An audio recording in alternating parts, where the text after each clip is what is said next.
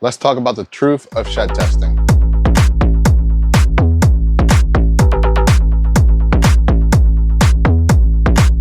Now, I know there's been a lot of videos circulating about shed testing, and I've already kind of made a shed testing video before, and I technically made half a shed testing video not that long ago where I was talking about my experiences again with shed testing. But a lot of the videos that you see right now are telling you that shed testing is going to change the game. While I agree that that's true, there's also more to shed testing that people aren't really talking about, and that's the fact that it can make or break your entire project. So with that said, I'm going to show you some snakes, and I'm going to tell you what my experiences with shed testing has been with these particular snakes. So the first snake I want to show you is, you know what? I'll show you the tri-stripe male. This snake right here, this is his tri-stripe. When I bought him, he was 66% het hypo, 66% het VPI xanthic. I shed testing him. Now, the good thing about shed testing is that once you get your results back, you can either start working towards that project or you can just stop that project altogether. So I hadn't even purchased the snakes that I was planning on pairing with him, depending on the results. So I had saved them on Morph Market just until I got the results back. So what happened? I got my results back. All of the snakes got removed off my saved animals on Morph Market because of the fact this guy came back extremely negative for everything that I thought he had. I thought at least, you know, being 66% for two different things, that he would at least be for one of them, you know? So I had females based off that, you know, based off that mindset that he was going to be at least het for hypo or at least het for VPI xanthic. And if he was going to be het for both, then obviously I had females for that as well. Turned out he wasn't het for anything, so he's just a regular tri-stripe male. Now, don't get me wrong, I love the tri-stripe project, and having a tri-stripe male isn't necessarily a bad thing, but the problem is that I'm probably going to have several tri-stripe males that are going to hatch out in 2024. So therefore, I might not need this guy. I don't want to keep him any longer than I have to, right? So if I do hatch out a tri-stripe male sometime this year, and it's obviously not a normal tri-stripe male because a lot of the pairings that I have are banana, super banana, fire, yellow belly, pinstripe, blade. It's pretty much, you know, a chance to have, you know, 4 co-dominant genes and on top of the tri-stripe gene. So technically, this guy, not really what I need. But he is already here and he's almost ready to breed. He's already almost 400 grams at this point. Last time I made the video, he was close to 300 grams. That was forever ago. So now, being that he's like 340, 350, I can probably start pairing him to females and making triple hets or quad hets or something like that right now. But I don't necessarily know what to pair him with. So essentially, I wanted to make VPI xanthic, desert ghost, tri-stripes. I can't do that now.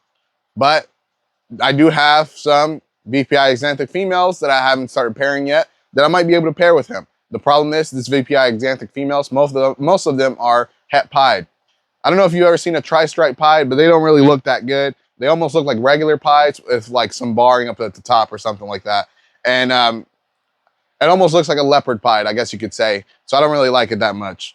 But this guy, still super nice. I don't know what I'm gonna do with him yet. The tri-stripe males are selling for about $800 to $1,000 right now that are babies. This guy being a sub-adult already. Maybe I can get $900 to $1,100 for him, but I don't think so. So we'll see what happens. I paid obviously a lot more for that because the person selling them was also at the prime of, not really the prime of, it was before the economy kept dropping even lower. So now they've probably dropped $200, $300. So therefore, he's here just taking up space, eating my food. But I don't know what I'm gonna do with him yet. I might pair him to something. I don't really know. All of my het tri-stripe females have already had 3, 4, 5 locks with the yellow belly or the banana yellow belly het tri-stripe boy. So I don't know really. And from what I've seen so far, pied with tri-stripe doesn't look that good. Clown with tri-stripe, not my cup of tea. I don't know what I'm gonna do with them. Honestly, the only thing that I've seen that really works with tri-stripe is things that just alter the color, doesn't alter the pattern. So like Xanthic, Desert Ghost, Hypo, stuff like that, Lavender Albino, all that stuff works very good with tri-stripe because you're not necessarily altering the pattern. So you still have the tri-stripe look. So we'll see what happens. We'll see what I do. I don't know. I was looking for some like super stuff, like super GHI, super black pastel, super cinnamon. Just a lot of super stuff. That way I can produce hets that only come out with that visual morph. So maybe that's something that I'll do. If I decide to keep him, that's what I'll look for. Obviously, at this point, him being a sub-adult, I'll have to look for females that are adults for him. So we'll see what happens. But that is exactly one of the examples of your entire project being destroyed based off the results of a shed test.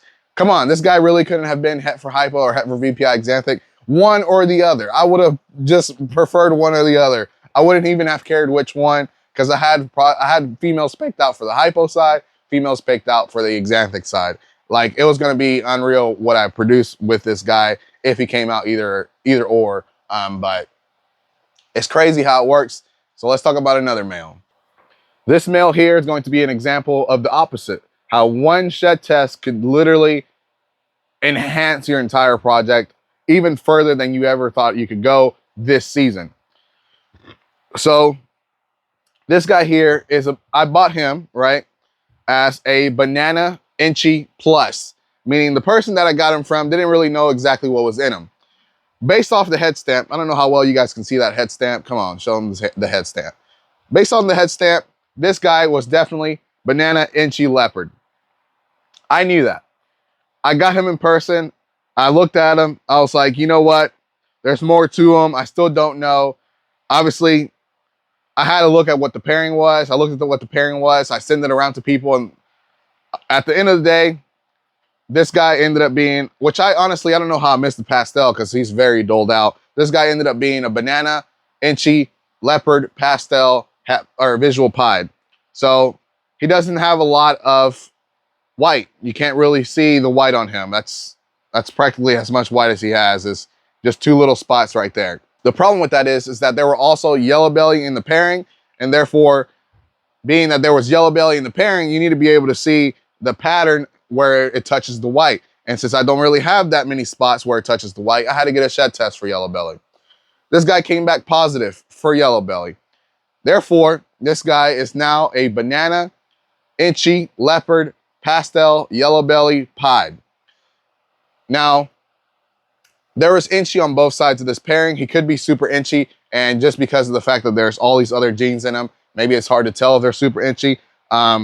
But that head stamp being so wild, so crazy like that, he could be super Inchy. A lot of the super Inchies that I've seen with Leopard have this crazy head stamp. So maybe that's what he has. Maybe he's a super Inchy Leopard. But obviously there's not really a way to find out until I breed him, because the pastel would have dulled all the super Inchy colors out as well. And I mean, there's a lot of pattern, but a lot of it is Leopard and Inchy combined. So you don't know exactly if it's super Inchy or not. So this guy, he is one of an example practically of paying less for something that you know is worth more, and then you're doing a shed test and finding out that he's worth even more than what you thought he was worth. So technically, I paid $400 for this guy. Seeing the pictures, I was like, this guy's easily worth, $800. He is a female maker, so all of the banana offspring are going to come out female. So therefore,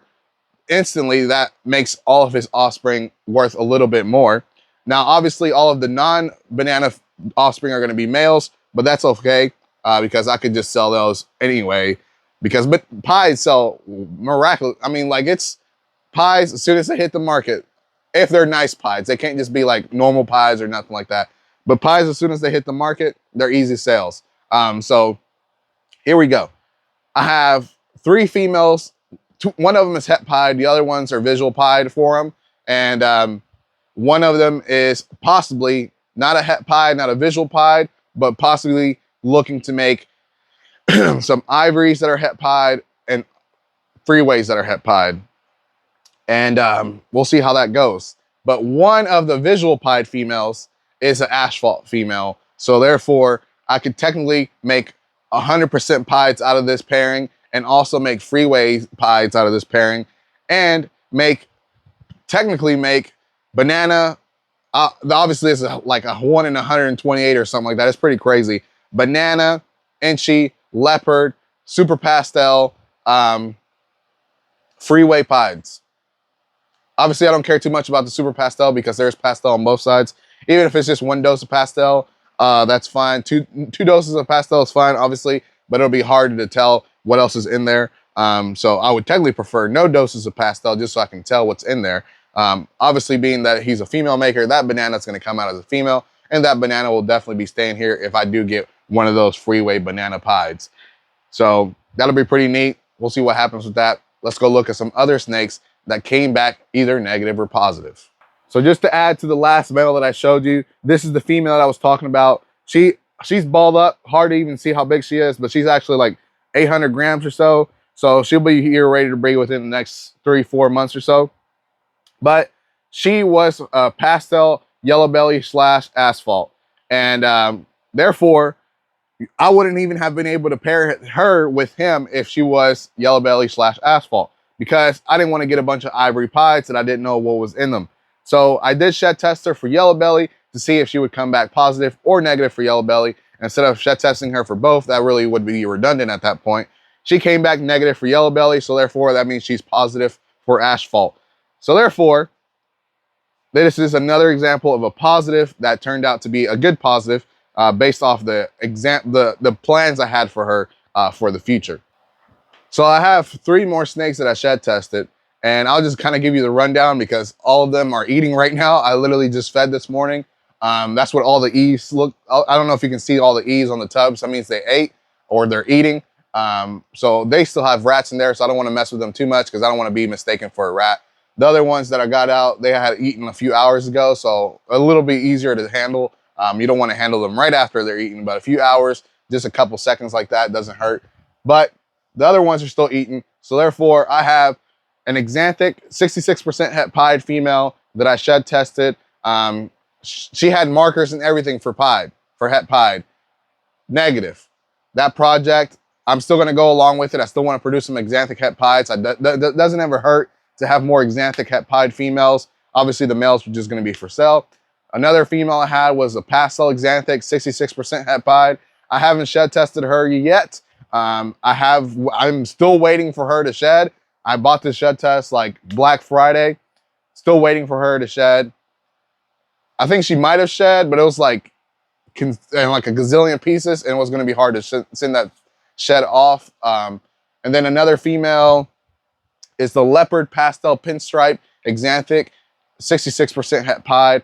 Actually, they had her on, I talked about this before, they had her on sale and they had her labeled as 50% het pied. But obviously, based off the pairing, they told me it was 66% het pied. So that's 2 examples of people selling the snakes and not really knowing what the genetics is, but that's besides the point. And I shed tested her. She came back het pied. She's still young. She's still like close to 1,000 grams. She's still not up there yet. So I haven't started pairing her. Once she gets up to 1,200 and she starts showing signs of, wanting to mate, then I'll put a male in with her. Because she has visual pinstripe, the pinstripe pied VPI Axanthic male that I have isn't going with her. Instead, I'm putting a new male that hasn't even locked with any females so far, a Firefly pied het VPI Axanthic. I'm still waiting for him to start locking. I have 2 other females that I've been trying to pair him with. Nothing's happening. So we'll see what he does. I don't know what he's going to be. I don't know when he's going to decide to start breeding. I literally, at this point, have a female that's ready. He doesn't know what to do. So I've been putting a different male in with her, and he doesn't really know what to do either. He hasn't locked with any females either at this point. So I don't know. I'm just hoping that at least one female triggers the need for them to start breeding, and they're like, oh, this is easy, and they get it together.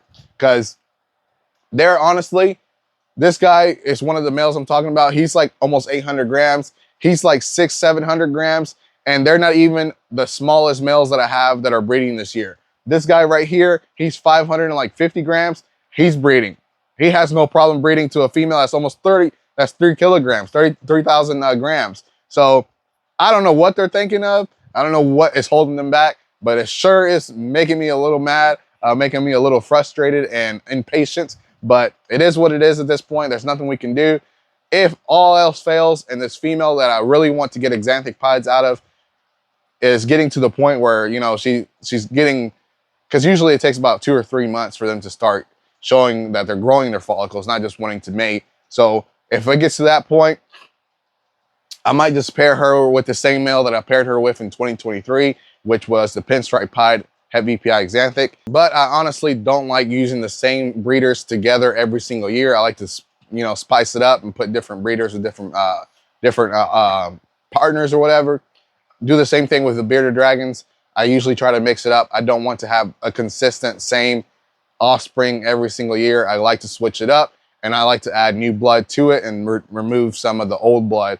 Obviously, that sounds terrible, but it is what it is. That is kind of how business works. When you're talking about breeding like this, you always, a lot of times you can keep the old blood, but bearded dragons in particular, they have a retirement age that's pretty young. So therefore, you get like 2 or 3 seasons out of them, and that's literally all you can get. And you have to retire them because after that, it kind of does start harming them, their overall health, I guess I should say. So therefore, you want to stop breeding them after a certain amount of time. So that's practically the end of this video. I know it was supposed to be about shed testing with ball pythons, and somehow bearded dragons made it in the video. So if you made it this far into the video, don't forget to like, share, and subscribe, and hit that notification bell so you don't miss anything that I put out in the future. As always, peace.